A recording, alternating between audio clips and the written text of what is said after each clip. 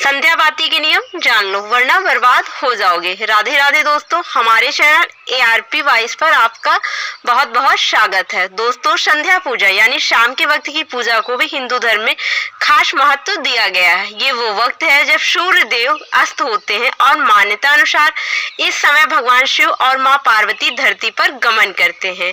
इसलिए शाम की पूजा को बहुत ध्यान से और सच्चे मन से करना चाहिए। चलिए जानते हैं कि संध्या काल की पूजा किस तरह से की जाती है और इस पूजा के समय किन किन बातों का ख्याल रखना चाहिए। संध्या पूजा के लाभ। संध्या पूजा करने से घर में धन का कभी अभाव नहीं होता है। नियमित रूप से संध्या पूजा करने वाले की अकाल मृत्यु नहीं होती।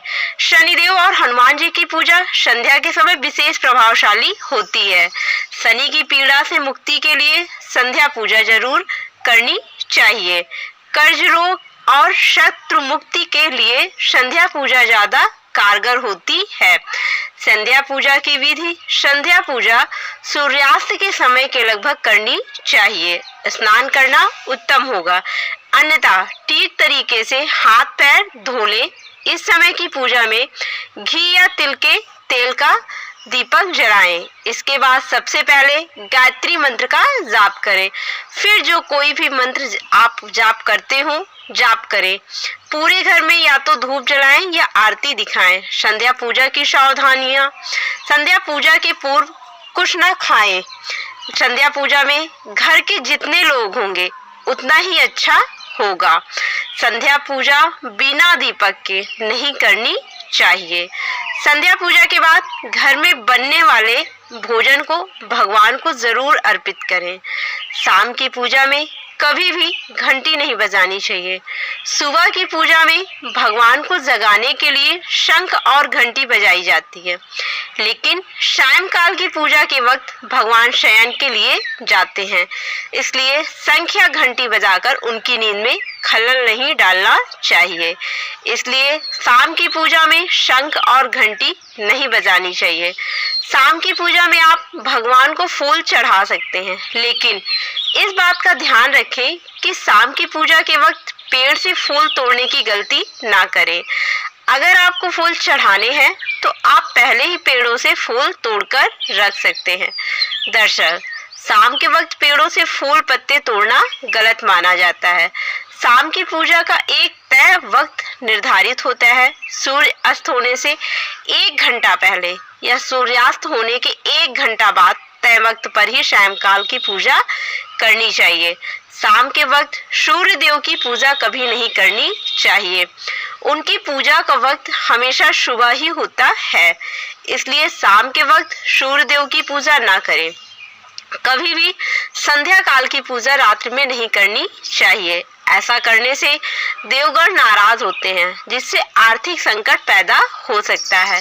सायंकाल की पूजा के समय तुलसी के पौधे के आगे दीपक जलाना अच्छा माना जाता है, लेकिन इस समय तुलसी के पत्ते नहीं तोड़ने चाहिए। इतना ही नहीं, सायंकाल की पूजा में तुलसी के पत्तों को भी नहीं चढ़ाना चाहिए। संध्या पूजा में दीपक जलाने के नियम। पहला, कहाँ रखें दीपक। ज्योतिष शास्त्र की माने तो पूजा करते समय केवल दीप जलाना ही पर्याप्त नहीं है, बल्कि उसे कहाँ रखना है यह भी जानना उतना ही जरूरी है। इसलिए दीप को हमेशा भगवान की तस्वीर के ठीक सामने रखना चाहिए। इसके अलावा अगर घी का दीपक जला रहे हैं तो उसे आप अपने बाएं हाथ की ओर रखें और तेल का दीपक जला रहे हैं तो उसे अपने दाईं ओर रखें। नंबर 2, कैसे होनी चाहिए बाती। बहुत से लोग हर तरह के दीप में एक ही बाती का इस्तेमाल करते हैं, लेकिन घी और तेल की बाती अलग अलग होनी चाहिए। अगर आप घी का दीपक जला रहे हो तो दीप में रुई की बाती रखें, लेकिन अगर तेल का दीपक जलाएं तो उसमें लाल धागे की बाती बनाएं। ऐसा करना शुभ माना जाता है। नंबर 3, किस दिशा में जलाएं दीपक। बहुत से लोग घर के कोनों में भी दिया जलाते हैं, लेकिन ध्यान रखें कि दीपक को कभी भी पश्चिम दिशा में ना रखें। ऐसा करने से आर्थिक परेशानियों का सामना करना पड़ सकता है। साथ ही दीपक को इस तरह से भी ना रखें कि उसकी रोशनी दक्षिण दिशा की ओर पड़े। शाम के समय घर के मुख्य द्वार पर भी दीपक जलाना भी शुभ होता है। नंबर 4, किस समय जलाएं दीप। जब मन करे तब भगवान की पूजा कर ली या दीपक जला लिया, ऐसा करने से नुकसान हो सकता है। इसलिए सुबह 5 बजे से लेकर 10 बजे तक और शाम 5 बजे से 7 बजे के बीच में ही दीप जलाना चाहिए। नंबर 5, कैसा हो दीपक। ध्यान रहे कि आप पूजा में जिस दीप का इस्तेमाल कर रहे हो वह कभी भी खंडित नहीं होना चाहिए।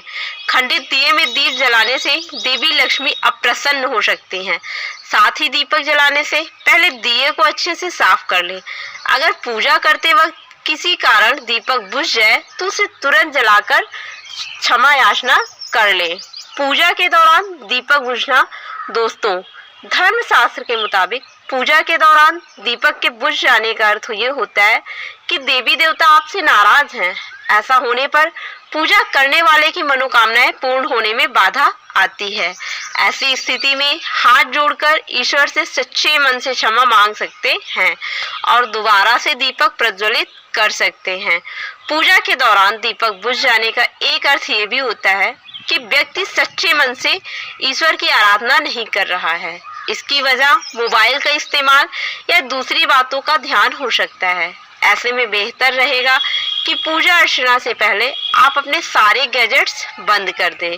किसी अनिष्ट का संकेत होता है दीपक का बुझना।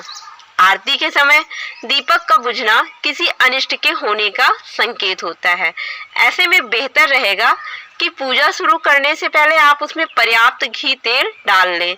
साथ ही उसकी बाती की लंबाई भी एक बार जांच लें।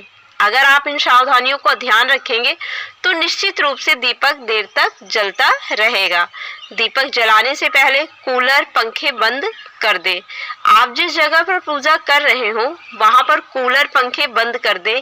साथ ही यह भी सुनिश्चित करें कि दीपक पर तेज हवा ना पड़ रही हो। अगर उस तक तेज हवा आ रही हो तो किसी चीज की उसकी ओर कर दें जिससे वह बुझ ना पाए। पूजा के समय दीपक बुझने से नहीं पूरी होती मनोकामना।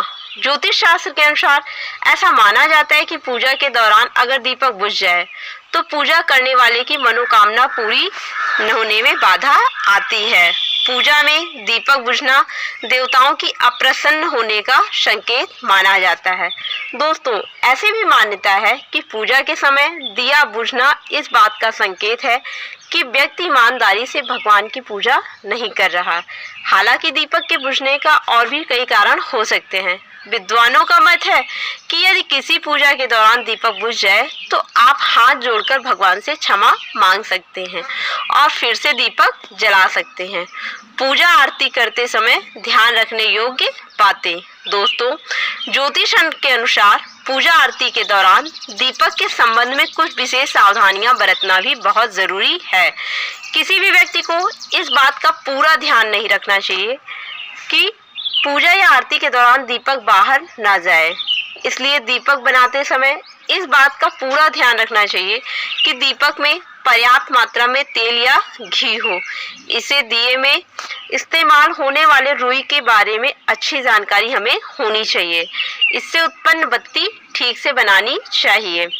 इस बात का भी ध्यान रखना चाहिए कि जिस स्थान पर आरती की जा रही हो उस स्थान पर हवा बहुत तेज ना चले। अगर पंखा, कूलर इधर उधर चल रहा है तो उसे बंद करना एक अच्छा विकल्प है।